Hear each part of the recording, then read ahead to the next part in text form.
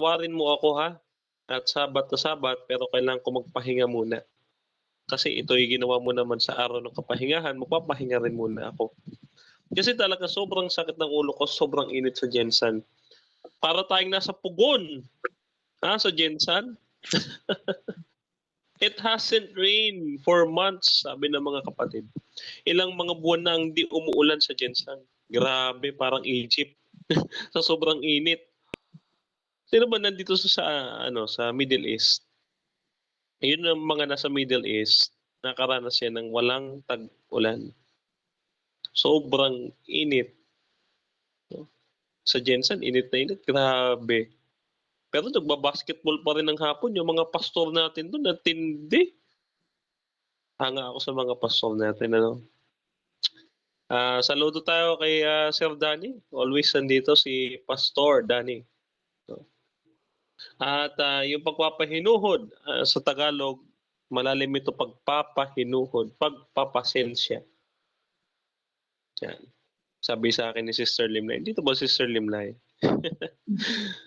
Ang daming hingi ng pasensya nito ni Sister Limlay, tumawag sa akin kagabi. Sabi ko, okay lang yun sis. Kasi sa akin, nagka-problema nga rin sa airplane. Sabi ko nga alam niyo ang saya mag-travel ng gabi? Yung aeroplano gumagano, no? Gumigewang, sumasayaw. Pag may turbulence, alam niyo yung turbulence, yung umaalog yung aeroplano? Yung kapag tututututututug. Di ba, aeroplano tumutunog yun Kapag tutututututug. Alam mong umaalog yung eroplano di ba? Minsan mangangamba ka sa buhay mo kung babagsak na yung eroplano or what Kasi may turbulence No? Pero alam nyo, naisip ko na lang, may isang accident. Alam nyo, siguro after kung bumaba ng Cebu Pacific flight, itong nakaraan pa Manila, nagbasa ako ng kumbaga ng some news article like that.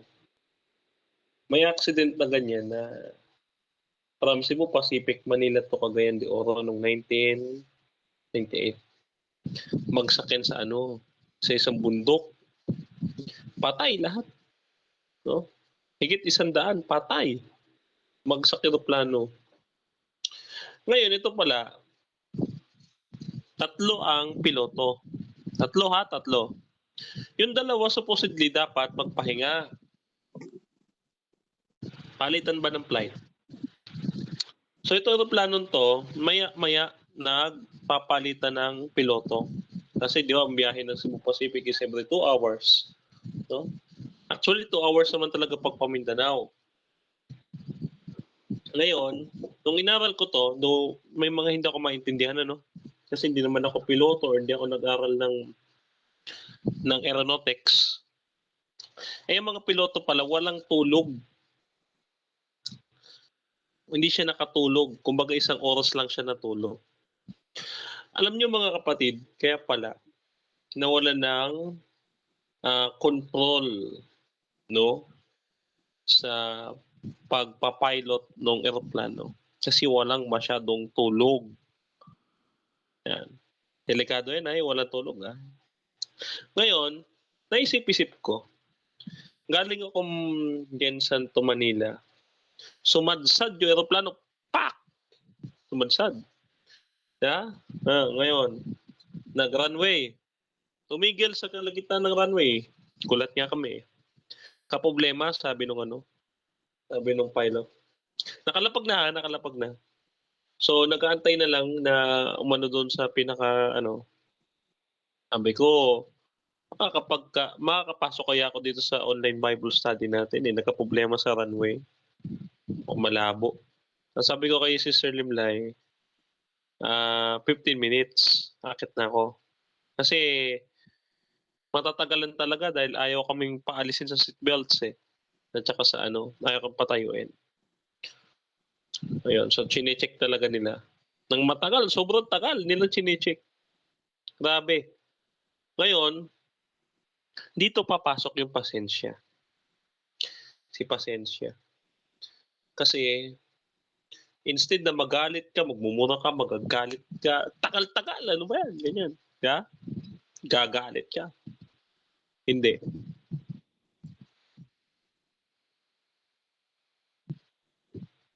Anong ginawa ko? Umupo ako, nag-pray. Sabi ko, Lord, thank you, ginising mo ako sa biyahe. No? Ginising mo ako na umaalog yung aeroplano.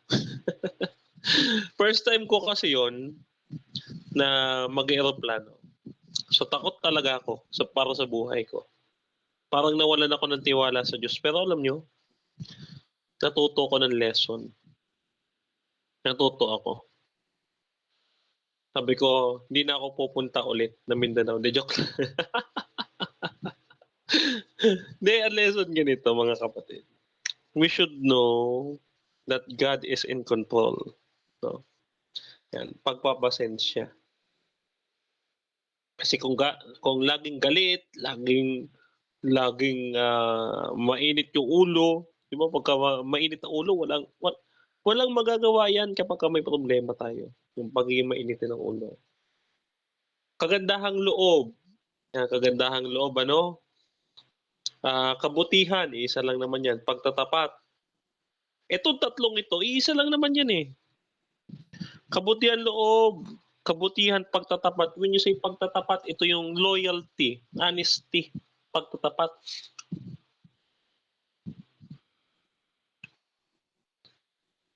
At ito mga kapatid, when you say kagandahang loob, hindi ito humihingi ng kapalit. Kapag ka ito ginawa natin sa ibang tao, hindi natin kailangan ng kapalit. We do not wait. We do not wait for someone na balikan ka. Halimbawa, si Doc Roque, huwag nyo na sabihin, sinabi ko sa inyo ha. Baka magagalit sa si Mentor. Si Mentor, punta dito sa Pasay nung sunduin ako sa doon sa aming Pajensan trip. So flight yun eh. Pasay, tapos gising ako ng alas 4 kasi speaker nga ako dito, no. Si Doc Rocky tumawag sa akin after. Sabi niya, na-scam daw siya, 500. Sabi ko, oh, nasaan ka ngayon? Doon sa may daw, sa may Lore and Al Mansion Hotel. Wow. Okay, sige. Nag-book siya doon. Ang na-scam pala siya doon sa booking ng hotel. I don't know kung saan siya nag-book. Masyado kasi nagmamarunong kuminsan ito. Pero mga kapatid,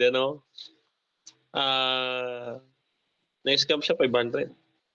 So sabi ko, punta ako dyan, Mentor. Oo, papahiram daw ako ng 500. No problem. Alam niyo, hindi ko na pinaalala hanggang ngayon. Na ako yung namasahe sa taxi, papuntang airport. Ako sumagot ng payment niya sa hotel. Hindi na ako hindi na ako naningil. Kasi alam niyo, mas maraming bagay ang utang na loob ko kay Mentor. Bakit ako nandito? Isa ako Adventist ngayon. Malaki utang na loob ko. Hindi dapat ako maningil. No? Kakarampot pa lang yun sa ginawa niya sa buhay ko na hindi ko malilimutan. Yun nandito ako. No? Iyon ay kabutihang loob, mga kapatid. Alam niyo, nire-reflect ko ngayon mga nangyari sa akin. Nire-reflect ko. Mabuti nga pala talaga, no, Panginoon. Sipin mo. Kahit saling pusa lang ako doon sa Jensan, ang dami-dami kong naranasang mga pakikipag-usap doon. Though marami tayong nakilala.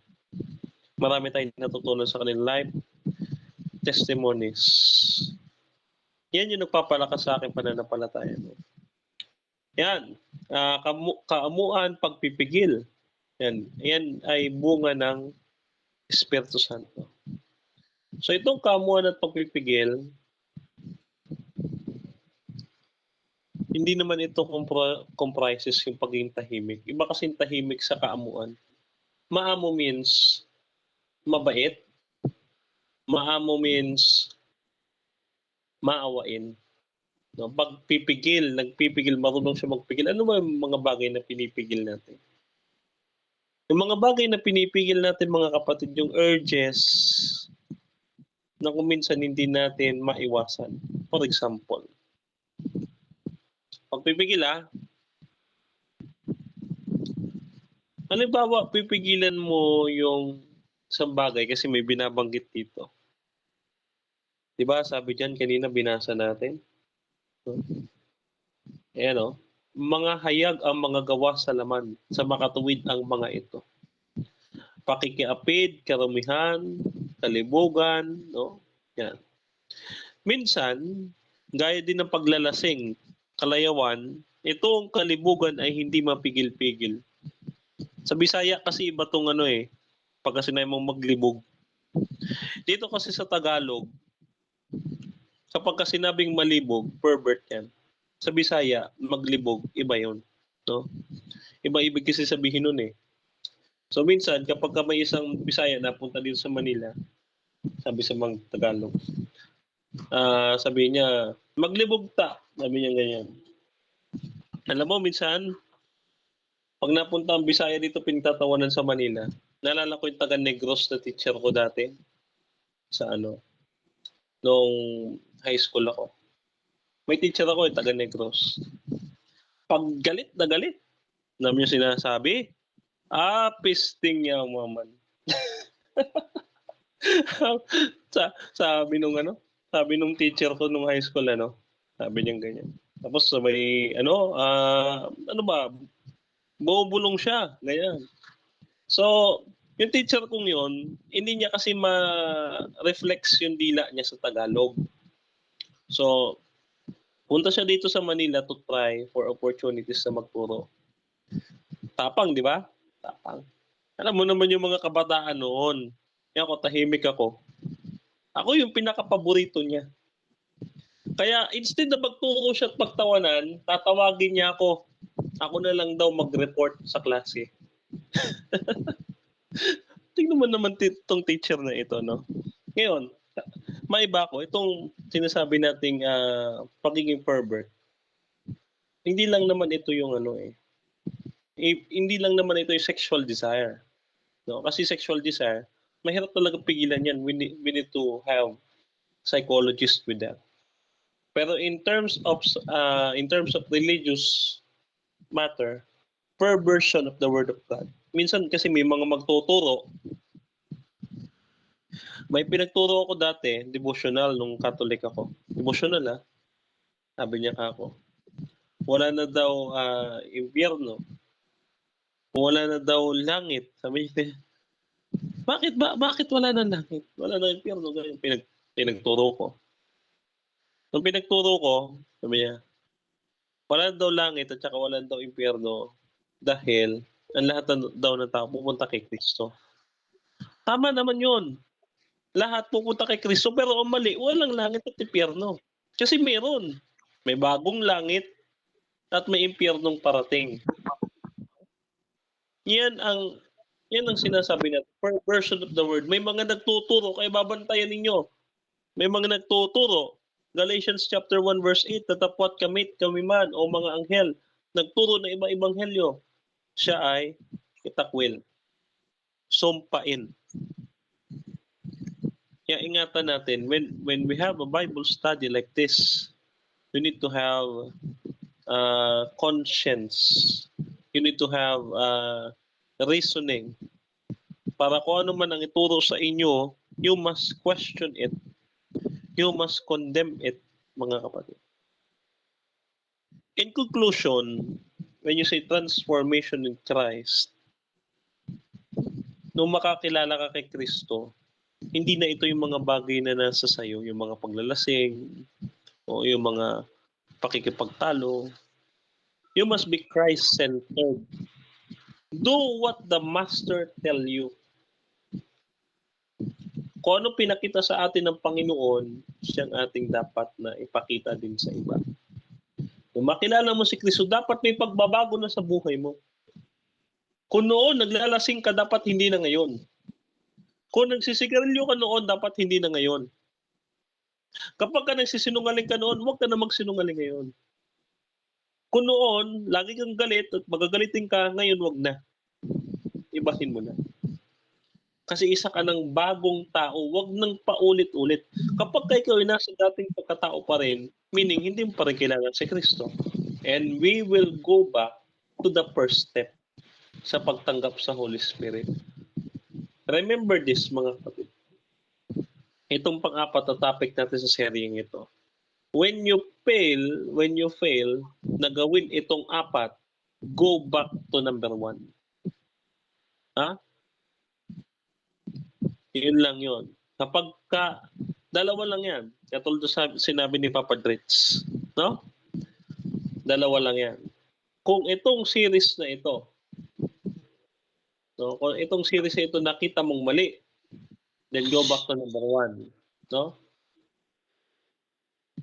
Si Kristo, always tama yan. At saka yung scripture. Pag sinabi ng scripture, tama yan. Pero kapag mali, go back to number 1. Doon, balik tayo sa scripture ulit. So, yun lang yung ating isipin, mga kapatid. When you know Christ, dapat may pagbabago tayo sa ating sarili. Kung dati, matatakotin tayo, wag na ngayon.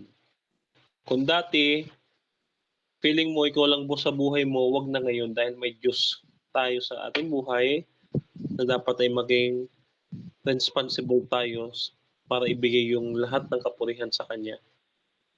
Pagkagising, bago matulog, bago kumain, bago mag-work, bigyan natin sa Kanya lahat ng kinakailangang praises.